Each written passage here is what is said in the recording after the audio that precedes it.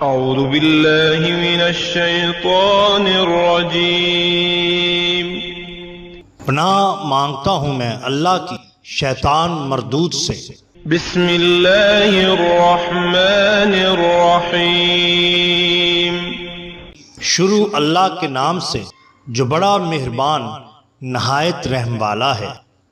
The bottom line کے ناظرین کرام السلام علیکم۔ محترم ناظرین، ہم اپنی آج کی ویڈیو میں حضرت بو علی شاہ قلندر سرکار رحمت اللہ علیہ کی پیدائش پر ہونے والا ایک عجیب و غریب واقعہ آپ کے سامنے پیش کریں گے جو یقیناً آپ کے لیے دلچسپی کا باعث ہوگا۔ ناظرین، ہجری سن 602 کے ایک موسم بہار کا ذکر ہے۔ پانی پت کی گلیوں میں وقفے وقفے سے ایک نعرہ گونج رہا تھا، اللہ بس باقی ہوس، اللہ بس باقی ہوس۔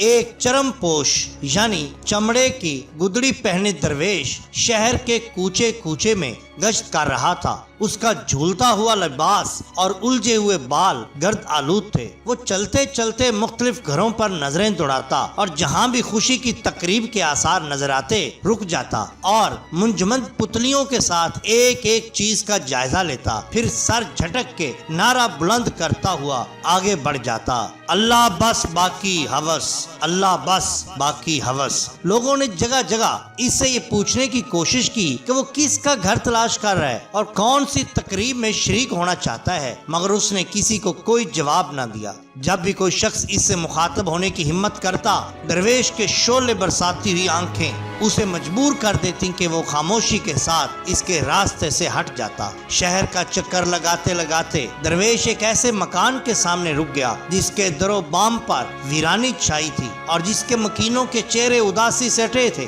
یہاں پہنچ کے درویش کی آنکھوں میں ایک چمک پیدا ہو گئی۔ وہ جھوم جھوم کے ورد کرنے لگا، اللہ بس باقی ہوس۔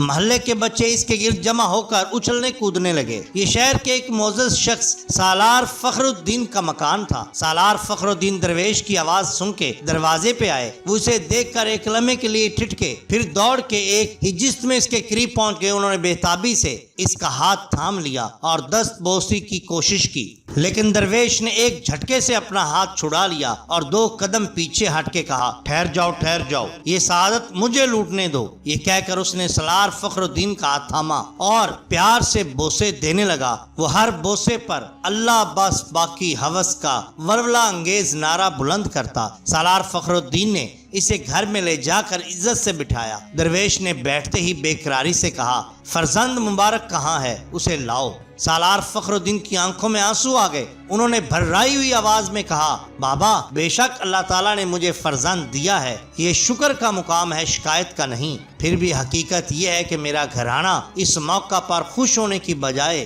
سوگ میں مبتلا ہے۔ اس کا سبب یہ ہے کہ بچے کی ولادت کو 3 روز گزر چکے ہیں، مگر ابھی تک اس نے نہ آنکھیں کھولی ہیں نہ ہی ماں کا دودھ پیا ہے۔ قدرت شاید ماں کی گود زیادہ دیر ہری نہیں دیکھنا چاہتی۔ چپ رہو، درویش نے ہاتھ لہرا کے کہا، قدرت کے بھید کو تم کیا جانو، جا بچے کو لے کے آ، دیکھتا نہیں میری آنکھیں جل رہی ہیں۔ نومولود بچے کو درویش کے سامنے لایا گیا۔ درویش نے اسے اپنی باہوں میں لیا، والہانہ انداز میں اس کی پیشانی چومی، پھر بلند آواز سے اس کی آنکھوں میں قرآن پاک کی ایک آیت پڑھی جس کا مفہوم یہ تھا کہ جدھر دیکھو گے ادھر اللہ ہی تمہیں نظر آئے گا۔ بچہ ولادت کے بعد سے مسلسل رو رہا تھا اور اس کی پلکیں ایک لمحہ کے لیے بھی خشک نہ ہوئی تھی، مگر قرآن پاک کی آیت سنتے ہی وہ درویش کے بازوؤں میں چہکنے لگا اور اس کے چہرے پر 2 ننھے منھے کمکمے روشن ہو گئے۔ درویش چند لمحوں تک غور سے بچے کو دیکھتا رہا، پھر اسے سالار فخر الدین کے حوالے کر کے بولا، جا بچہ لے جا اس کو، اس کی ماں سے کہنا یہ اللہ کا مہمان ہے، اس کی خاطر مدارت میں کمی نہ آئے۔ بچہ گھر کے اندر پہنچا دیا گیا۔ اس نے ماں کی آغوش میں پہنچتے ہی مچل کے دودھ پینا شروع کر دیا۔ سالار فخر الدین نے مسرت اور عقیدت سے درویش کی تواضع کرنا چاہی، مگر درویش نے کچھ کھانے پینے سے انکار کر دیا اور سالار فخر الدین کے کندھے پر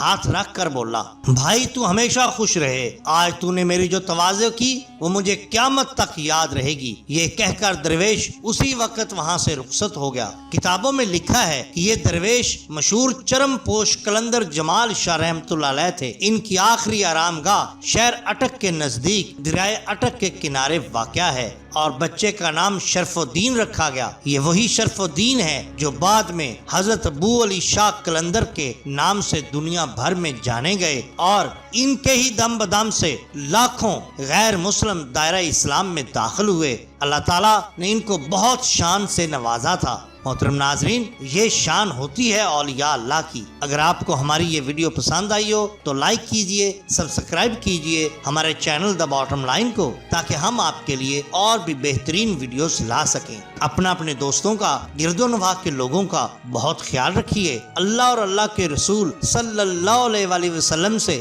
بے حد محبت کیجئے۔ آپ کا بہت شکریہ۔ اللہ حافظ۔